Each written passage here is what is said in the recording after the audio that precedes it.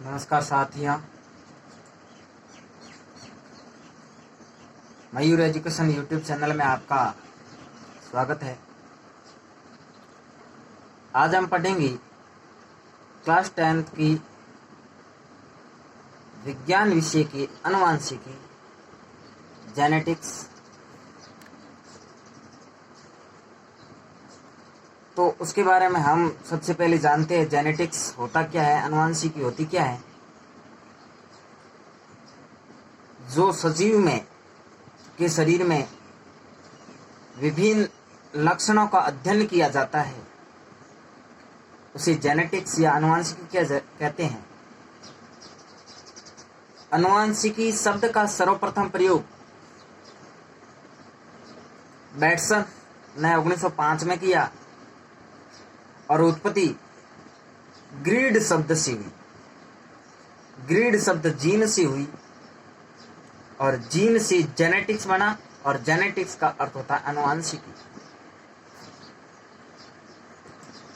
और आनुवंशिकी लक्षण ऐसे लक्षण जो एक पीढ़ी से दूसरी पीढ़ी में, दादा से पिता में, पिता से पुत्र में, पुत्र से पड़पोते में जिस प्रकार ये आगे चलते रहते हैं, उन लक्षणों को आनुवंशिकी लक्षण कहते हैं। फिर हम देखते हैं वंशागति, हेरिडिटी क्या होता है।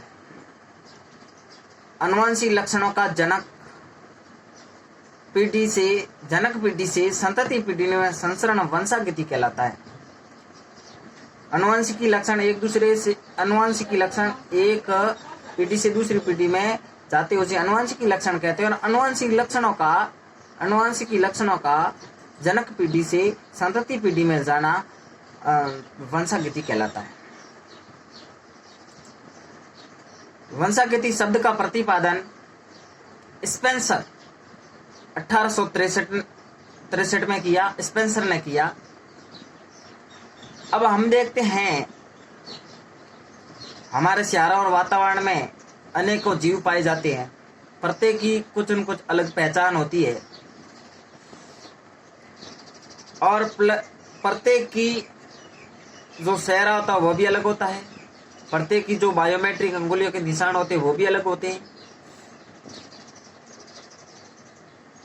तो ये अलग किस प्रकार से होते हैं ये हम देखेंगे। जीवों में विभिन्नता के कारण लैंगिक जनन व जीन विनिमय के कारण ये हमें अलग दिखाई देते हैं। माता व पिता दोनों का जीन जब आपस में संकरण होता है, निषेचन होता है, उसके बाद एक नया जीन बन जाता है जो पुत्र संतति में पाया जाता है। उसके कारण दोनों की निषेचन के कारण नया जीन बनने के कारण एक नया जीन बन जाता है। इसके कारण उसकी नई पहचान बन जाती है। अब हम देखेंगे इसमें मेंडल कब आया। सबसे पहले आनुवंशिकी खोज मेंडल ने की। आनुवंशिकता के लिए जो मेंडल ने नियम दिए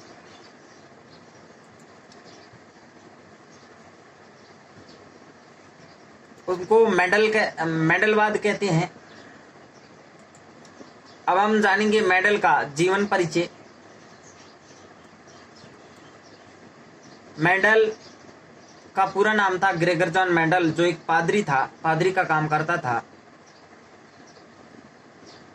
और आनुवंशिकता के जनक, इसे मेंडल को आनुवंशिकता का जनक भी कहते हैं। सर्वप्रथम वंशागति ज्ञान कराने के कारण इनको आनुवंशिकता का जनक कहते हैं। इनका जन्म हुआ था 22 जुलाई 1882 को ऑस्ट्रिया के हैंजनडार्क प्रांत के सिलियंस गांव में हुआ। ऑस्ट्रिया के क्रुन शहर में चर्च में पादरी थे। ये मटर पर 7 वर्षों का प्रयोग किया।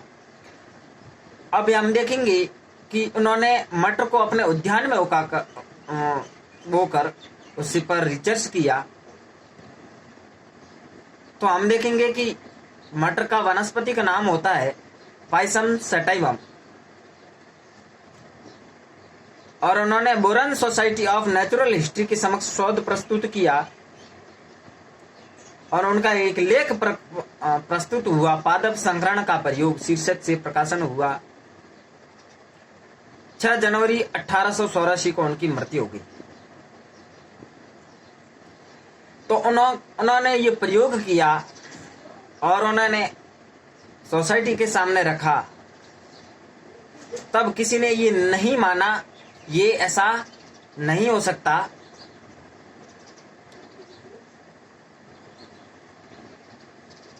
छह जनवरी 1884 को मेंडल की मृत्यु हो जाती है और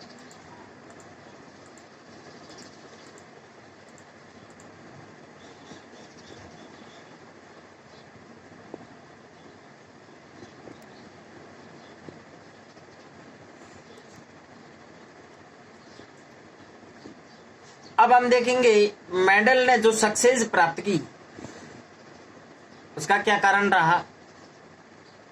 और दूसरी ये जानेंगे मेंडल ने मटर का पौधा ही क्यों चुना।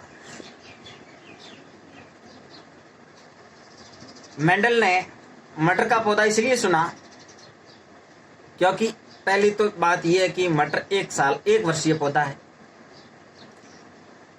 और दूसरी बात, जो मटर का पौधा है वह द्विलिंगी पादप है जिसमें स्वपरागण और परपरागण दोनों आसानी से हो सकते हैं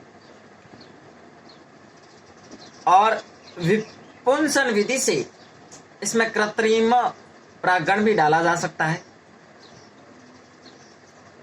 और मटर में विभिन्न विप्रयासी लक्षणों का जोड़ा पाया जाता है। बहुत सारे लक्षण, लंबा, बौना, जिसका बीज का रंग, फूल का रंग, विभिन्न प्रकार में इसमें लक्षण पाए जाने के कारण इसी मटर का पौधा चुना। और विपरीत लक्षणों को बिना किसी उपकरण के देखना संभव हो सकता है क्योंकि उस समय इतनी विज्ञान टेक्नोलॉजी नहीं थी।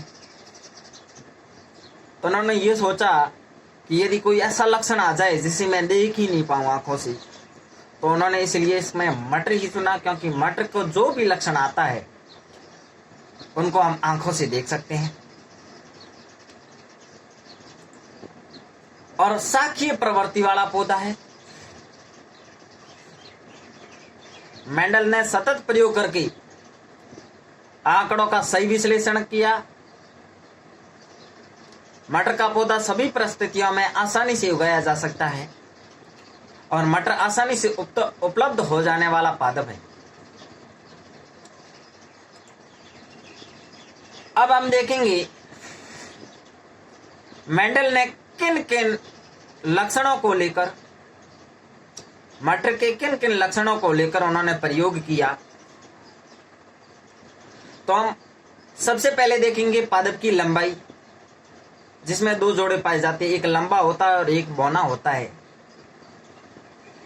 दूसरी, पुष्प की स्थिति कक्षीय होती है, अग्रस्त होती है।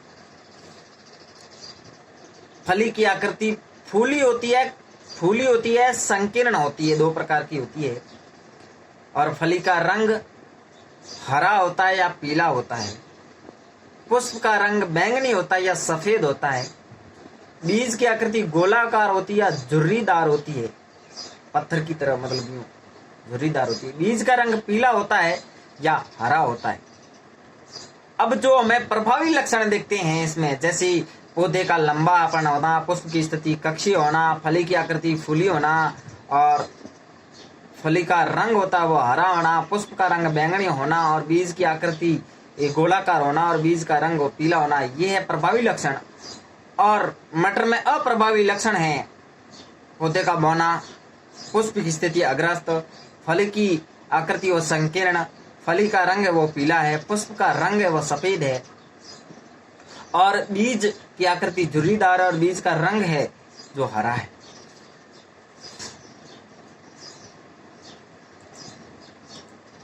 और जब मेंडल ने उन्हें खोजा, सोसाइटी के सामने रखा, तो उन्होंने सोसाइटी ने इन्हें इस नियम को निरस्त कर दिया। ऐसा नहीं हो सकता।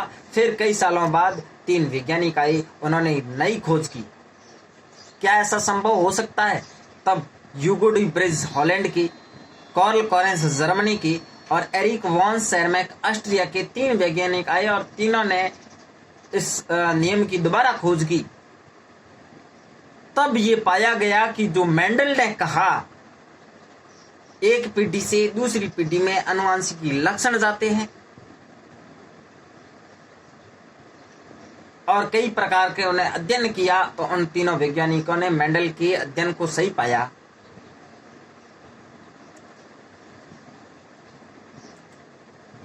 फिर हम देखेंगे इसमें आनुवंशिकी शब्दावली, इसमें ऐसे हम आगे पढ़ने जाएंगे, तो उससे पहले हमें उन शब्दों का भी ज्ञान होना अनिवार्य है जिन शब्दों से हम आनुवंशिकी सीख सकते हैं।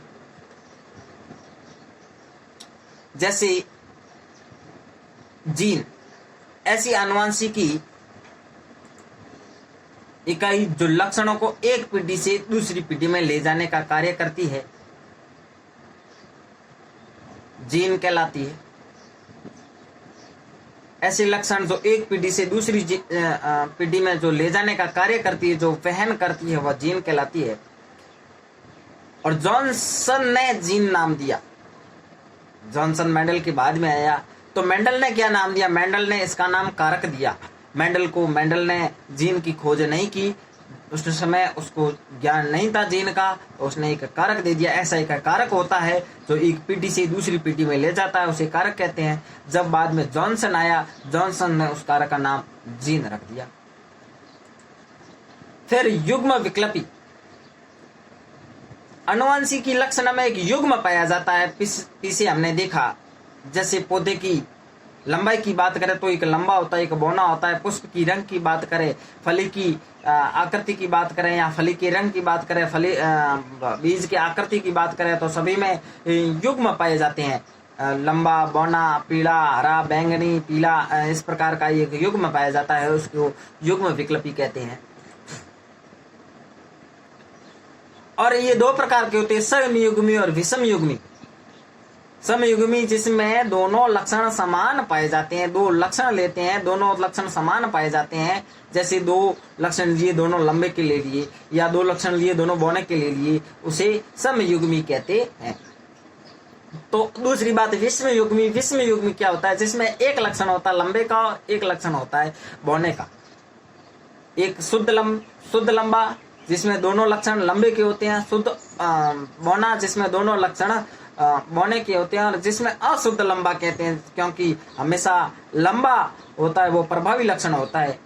इसलिए एक लंबा लक्षण और एक बौना लक्षण लेते हैं, तो हमें वो बाह्य रूप से देखने पर एक लंबा प्रतीत होता है, लेकिन अशुद्ध लंबा। अब हम किसी भी, चाहे मनुष्य हो चाहे पौधा हो, उसमें लक्षण 2 प्रकार के होते हैं। एक बाह्य रूप से हम देख लेते हैं, जो हम सामान्यतः पता लगा लेते हैं, लेकिन कई लक्षण ऐसे होते हैं जिनको हम बाह्य रूप से पता नहीं लगा सकते हैं, उनको किसी मशीनरी द्वारा से करना पड़ता है। जैसे हम बाहर से पता लगा लेते हैं कि अपने शरीर गर्म है तो बुखार हो सकता है, लेकिन जब हम हॉस्पिटल जाते हैं तो उसमें जांच होती है मशीन से, तब पता ये चलता है कि हमारे शरीर में कोई अन्य रोग हो पाया है या कोई फलाना कोई अलग हो रखा है। तो 2 प्रकार के लक्षण होते हैं, एक तो लक्षण प्रारूप जो बाहर से देखने को मिलते हैं, और दूसरा जीन प्रारूप। जीन जो जीवों में अंदर जीनी संरचना दर्शाने वाली जीनी अनुपात है, उसे जीनोटाइप कहते हैं, और जो लक्षण बाह्य रूप से देखने को मिलते हैं उसे फिनोटाइप कहते हैं। और ये प्रभावी और अप्रभावी 2 प्रकार के होते हैं।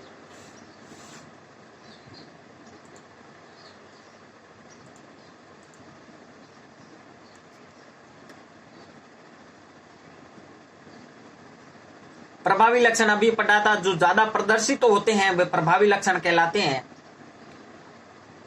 जीवों में पाए जाने वाले लक्षण जो प्रथम संतानीय पीढ़ी से प्रकट होते हैं प्रभावी लक्षण कहलाते हैं, और जीवों में पाए जाने वाले लक्षण जो प्रथम संतानीय पीढ़ी में प्रकट नहीं होते हैं वो अप्रभावी लक्षण कहलाते हैं।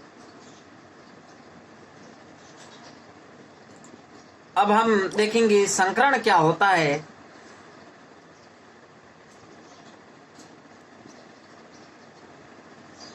संकरण उन्नत लक्षणों वाले दो जीवों में क्रॉस करवाकर नई संतति उत्पन्न करवाना संकरण कहलाता है तथा संकरण से उत्पन्न होने वाले जीव संकर कहलाते हैं। ये कई प्रकार के होते हैं, एक संकर, द्विसंकर, विसंकर और बहुसंकर। हम थोड़ा सा कर लेते हैं। एक संकर जिसमें एक लक्षण पाया जाता है उसे एक संकर कहते हैं, दो लक्षण पाए जाते हैं द्विसंकर कहते हैं, जिसमें विपरीत लक्षण पाए जाते हैं उसे विसंकर कहते हैं, जिसमें बहुत सारे लक्षण पाए जाते हैं उसे बहुसंकर कहते हैं। आज का इतना ही। यदि वीडियो पसंद आया है तो लाइक करें, शेयर करें और सब्सक्राइब जरूर करें।